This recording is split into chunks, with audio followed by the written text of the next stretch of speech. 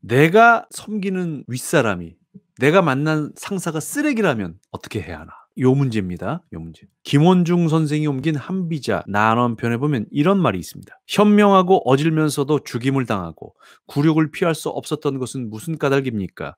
그것은 어리석은 군주에게 유세하는 일이 어렵기 때문입니다. 충성스런 말은 귀에 거슬리고 마음에 거슬리는 것입니다. 현명하고 어진 군주가 아니면 들어주지 못합니다. 그렇죠.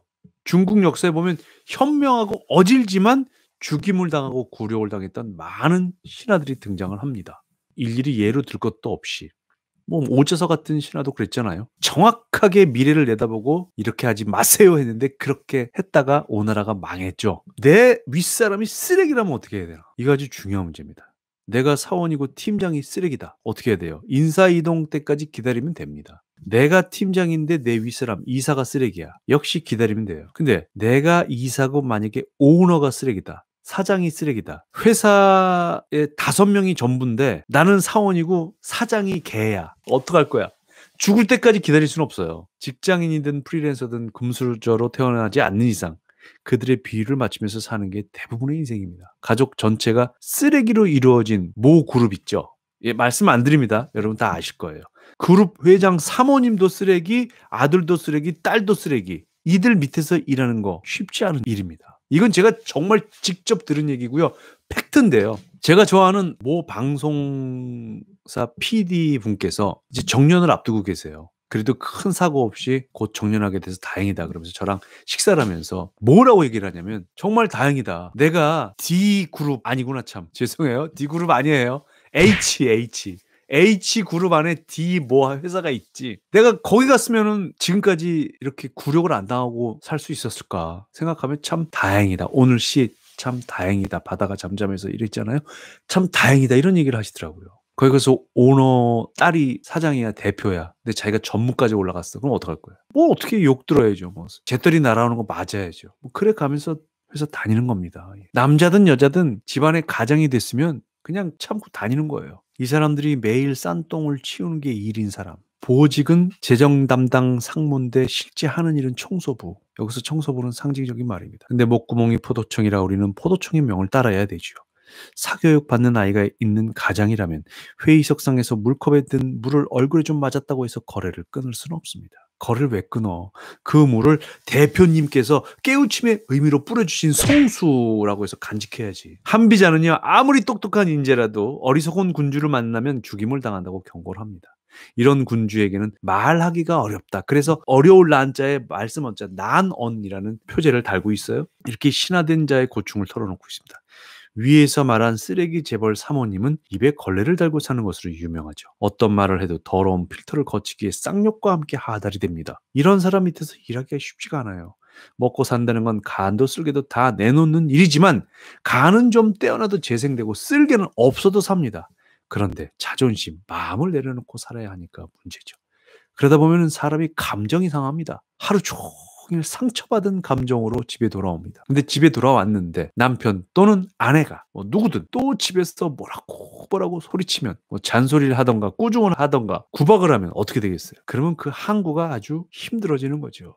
다행이다. 바다가 잠잠해서가 아니라 바다는 잠잠한데 왜 이렇게 항구가 시끄러워? 이렇게 되는 거죠. 되도록 우리 집에서는 싸우지 맙시다. 밖에서도 지금 전쟁하고 왔는데 이 땅을 사는 아내와 남편들이요.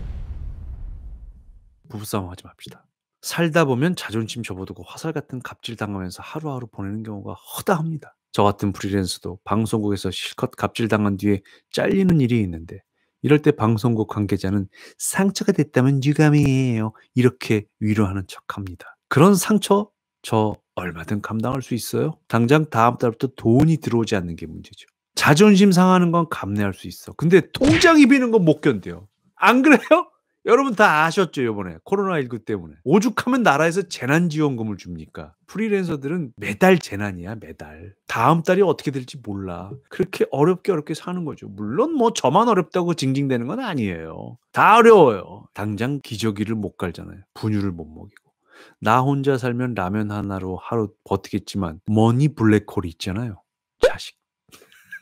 이런 자식을 둘 셋쯤 낳고 나면 자존심이 100개쯤 더 생깁니다. 여기서 상한 자존심은 폐기하고 다음 자존심을 장착하면 그만이죠.